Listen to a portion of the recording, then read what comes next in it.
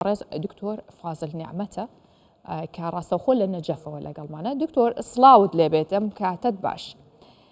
دابەزینی نرخی نەوت بە تایبەت لەم ئاستەی ئێستا کاریگەری چی لەسەر ئابووری عێراق دروست دەکات؟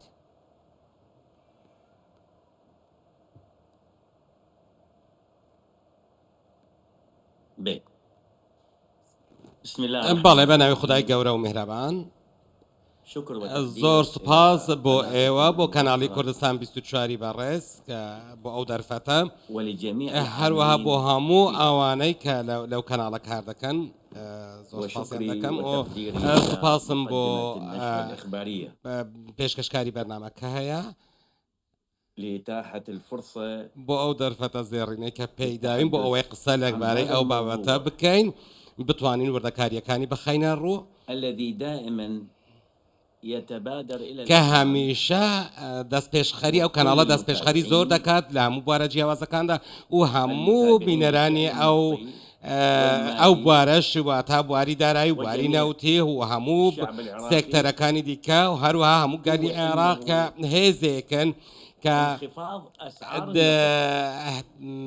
دابەزینی نرخی نەوت و کاریگەریەکەی بۆ سەر ژێرخانی ئابووری وڵات دەمانەوێت باسی لێوە بکەین، هەروەها کە هیچ گومانی تێدا نیە دابەزینی نرخی نەوت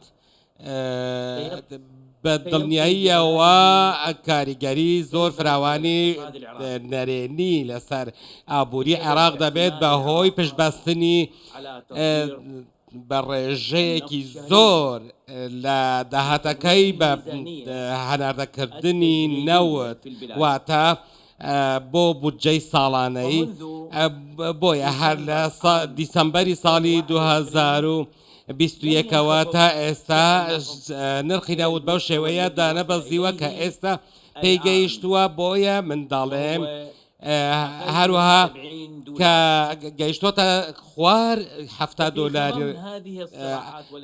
و لە سای ئەو ململانەیە و ئەو ناکۆکیانەی کە ئێستا دەگوزارێن لە ناوچەکە و تا ئێستاش هەر بەردەوامن وەک لە ڕۆژهەڵاتی ناوەڕاست و هەروەها لە فەڵەستین و لە سووریا و لە لوبنان و لە هەموو ئەو شوێنانە هەروەها جەنگی رووسیا و ئوکرانیا هەموو ئەوە کاریگەریە. دکتۆر فازل ئەگەر نرخی نەوت زیاتر دابەزێت ئابووری عێراق چی لێت؟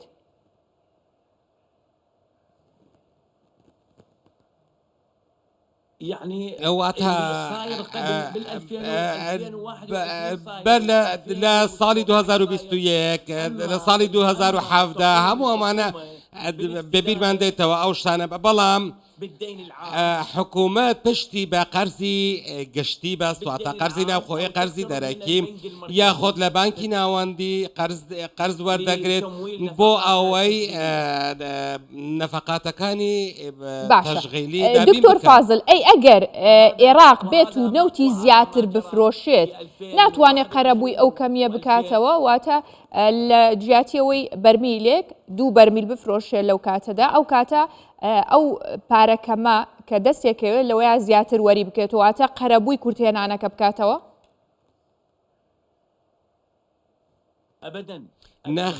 نەخێر چونکە مادەم تۆ لە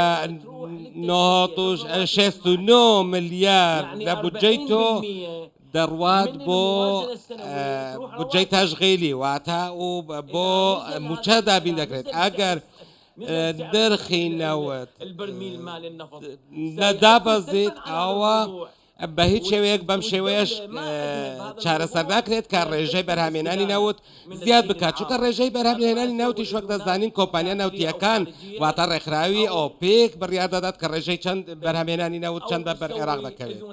باشە. و هەروەها پێویستە لە پشت بەناوخۆ یاخۆت بانکی ناوەندی وەک لە ساڵی 2021 دەبێت. دکتۆر فازل پێم خۆشە بە نقطە پێم بڵێ کە ئەگەر نەوت هاتە خوار $61 کێشەکان 1 و 2 3 چین کە تووشی عێراق بن. بەڵێ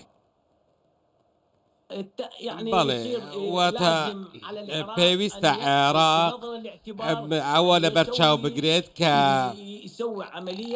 پرۆسەیەکی فشار لە خۆی بکات بۆ ئەوەی نەفەقاتەکان دابین بکات و ئاماژ بە ئاراستەکردنی نەفەقات و دەهات پێویستە باڵانسێک لە نێوانیاندا دروست بکرێت بۆ ئەوەی بتوانێت بودجە بە شێوەیەکی گونجاو بچەسپێنرێت بۆ ئەوە هیچ دەرزێک نەکەوێتە بودجە تاوەکو بارگرانی لەسەر دەوڵەت دروست نەکات.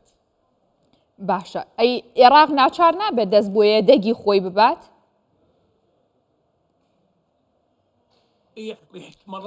لاوانەیە جاری وا هەبووە دەستی بۆ یەدەگی دارایی بردووە وەک لە باسم کرد لە ساڵی 2021 هەر دەستی بۆ یەدەگی خۆی برد کاتێک پەنای برد بۆ بانکی فیدرالی بانکی ناوەندی ئەو لی نزیک بۆوە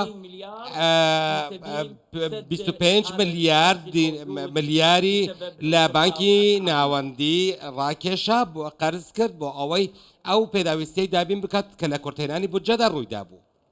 باش بەڕێز دکتۆر فازل نێعمە پسپۆڕی ئابووری لە نەجەف لەگەڵمان بووی سوپاس بۆ بەڕێستان.